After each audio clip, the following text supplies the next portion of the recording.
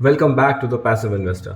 आज ये वीडियो थोड़ी सी अलग होने वाली है। इस वीडियो में हम कोई पर्टिकुलर स्टॉक के बारे में बात नहीं करेंगे, लेकिन हम एक ग्रुप ऑफ स्टॉक्स के बारे में बात करेंगे। आज हम एक म्यूचुअल फंड के बारे में बात करेंगे और ये म्यूचुअल फंड आता है HDFC से, जिसका नाम है HDFC डिफेंस फंड। और ये इन्वेस्ट करता है इंडियन कंपनीज में जो डिफेंस के लिए पार्ट्स बनाती है या फिर जो डिफेंस के लिए इक्विपमेंट्स बनाती है। आगे बढ़ने से पहले मैं आपसे एक बात कहना चाहता हूँ कि ये कोई इन्वेस्टमेंट एडवाइस नहीं है और ना ही मैं आपको फोर्स कर रहा हूँ कि आप इस फंड में पैसा इन्वेस्ट कीजिए। ये वीडियो में हम इस फंड से जुड़े रिस्क के बारे में बात करेंगे और हम वो पोटेंशियल ग्रोथ के बारे में बात करेंगे जो इस पर्टिकुलर म्यूचुअल फंड से आपको मिल सकती है। इस फंड के रिस्क और अपॉर्चुनिटीज़ जानने से पहले हम डिस्कस कर लेते हैं कुछ फंड के फैक्ट्स। ये एक सेक्टोरल फंड है। सेक्टोरल फंड जनरली रिस्कियर होते हैं बजाय इंडेक्स फंड के। दूसरा, यह एक ओपन एंडेड फर्म है, तो इसमें आप पैसा NFO के बाद भी लगा सकते हैं। इस फंड के इन्वेस्टेबल यूनिवर्स में 21 सिक्योरिटीज़ आती है, जिसमें से 8 पब्लिक सेक्टर सिक्योरिटीज़ है और 13 प्राइवेट सेक्टर सिक्योरिटीज। इस फंड के फंड मैनेजर हैं मिस्टर अभिषेक पोदार। अभिषेक पोदार पिछले 17 सालों से फाइनेंस इंडस्ट्री में रह चुके हैं और 13 साल से इन्होंने एज एन इक्विटी एनालिस्ट काम कर रखा है। यह एक CA है और ISB हैदराबाद के LMB। आप देख सकते हैं ये स्क्रीन पर आपको दिख रहा होगा Nifty defence index versus Nifty 50। पिछले 5 साल, पिछले 3 साल और पिछले 1 साल में निफ्टी डिफेंस इंडेक्स ने निफ्टी 50 को आउटबीट किया है। सबसे पहले हम बात करेंगे इस फंड से जुड़े रिस्क की। तो सबसे बड़ा रिस्क है कि एक सेक्टोरल फंड है।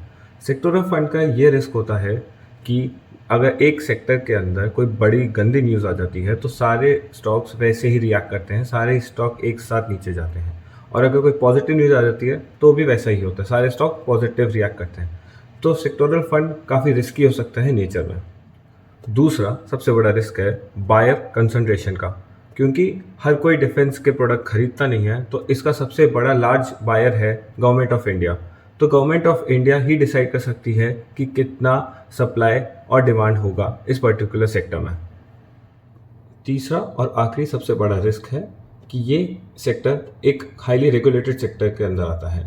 आर्म्स एंड एम्यूनेशन या फिर डिफेंस जो इक्विपमेंट्स हैं, ये एक बहुत हाईली रेगुलेटेड इंडस्ट्री है। यहाँ पे गवर्नमेंट ऑफ इंडिया का उतना ही बोलबाला है जितना फॉरेन नेशंस का है, क्योंकि इंडिया ने फॉरेन नेशंस के साथ कुछ ट्रीटी साइन करी हुई है और वो उसके तहत उन्हें वो रूल्स एंड रेगुलेशन फॉलो करने पड़ते हैं। सबसे बड़ा ग्रोथ फैक्टर डिफेंस सेक्टर के अंदर है कि ये एक नेसेसिटी बन चुका है कोई भी कंट्री के लिए कि वो अपना डिफेंस स्ट्रॉन्ग करे। आप देख सकते हैं कि इस टेबल के अंदर कि कैसे चाइना और USA साल भर साल 2 से 4% इन्वेस्ट करते हैं डिफेंस के अंदर अपनी GDP का।